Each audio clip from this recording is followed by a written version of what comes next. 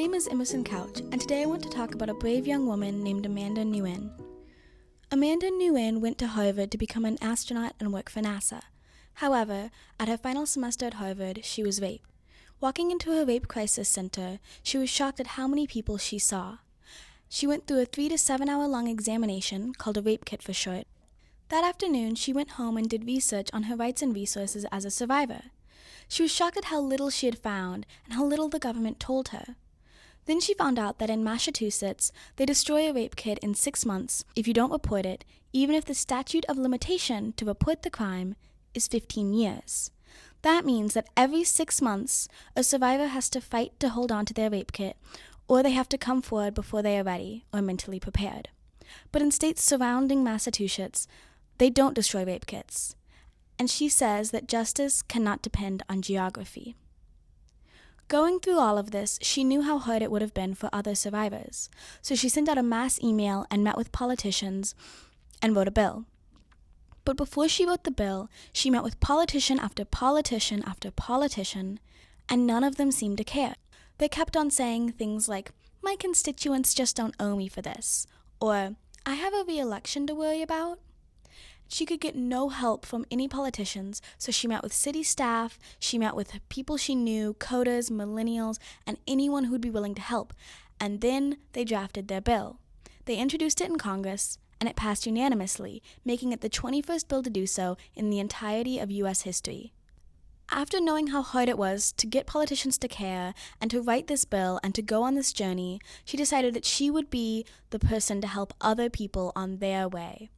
So she created a business called Rise Justice Labs, where you can give her your bill idea and she will help you pass it through Congress and give you all the resources that politicians turned her down. She is an inspiration to people who want to make a change around the world, and she's already done so much more than inspire them. She's given them the tools that she didn't have. Amanda Nguyen said that justice cannot depend on geography, even though it does in many other places. Why is it more important to us that inside the U.S., justice cannot depend on city or state borders? Well, it really is important, especially for us in the United States, because we have been working to help fight for freedom. That's one of the biggest things that we're known for, is trying to help fight for freedom no matter where you are in the United States.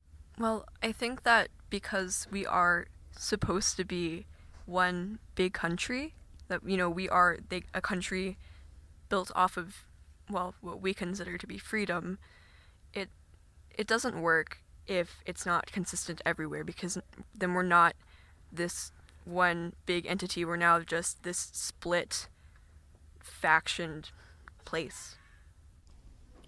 Why do you think that destroying the rape kit in 6 months is such a problem if the survivors technically can come forward about their experience before then?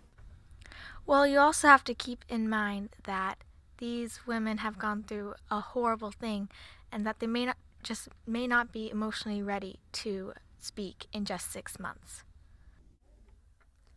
I think it's such a problem because it takes a lot of courage to admit that you have been raped. It's such a horrible experience that you never dream or never imagine you wanting to experience, and admitting that, especially to people, it takes a lot of trust. And it takes a lot of time, and yeah.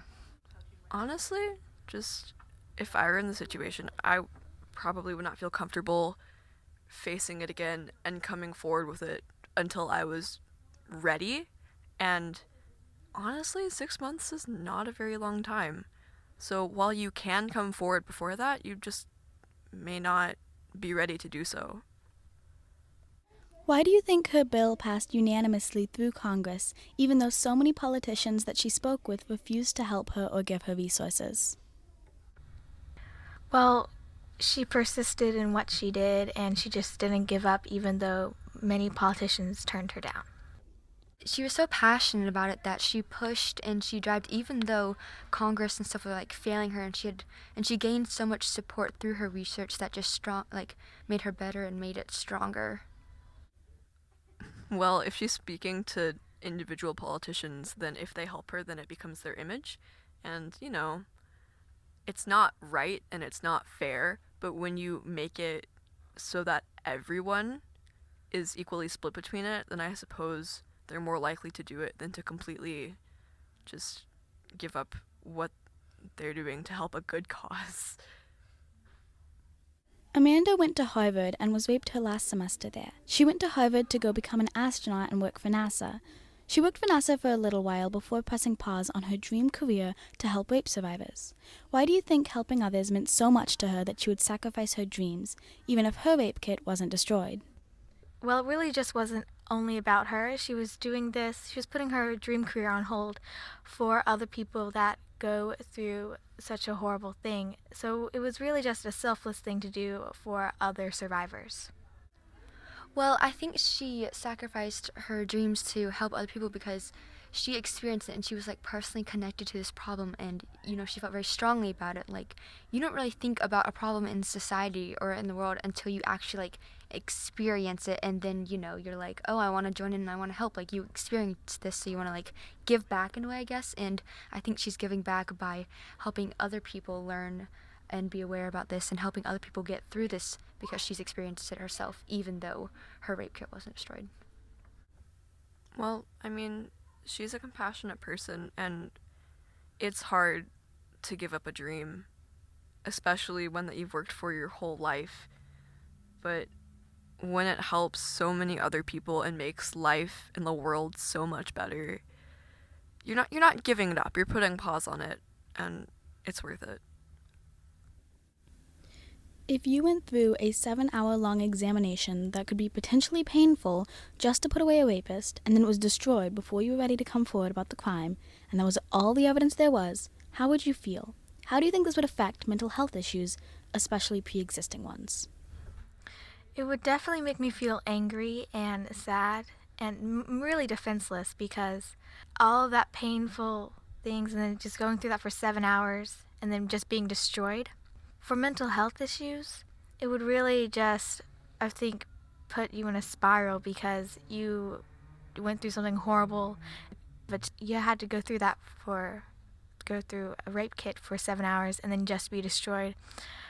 I think it would severely worsen or cause mental issues. Honestly, I don't know how I feel. I think I'd feel a bunch of different emotions. Like, I'm already kind of in shock that I've been raped and I feel horrible and I have all this pain on my body. And to know that I went through this 7-hour-long examination just for it to be thrown away and put to use, like, I don't know, feeling all sorts of rush emotions, sadness, angerness, because the government didn't do something to present it, and I have just been through a lot, and then you put me through more, and that definitely affects my morale, like how I feel, and my emotional health issues, because like it's just messing with your head in a way. Like, you're already raped, and then knowing that it just messes with your head. It would be absolutely devastating, honestly.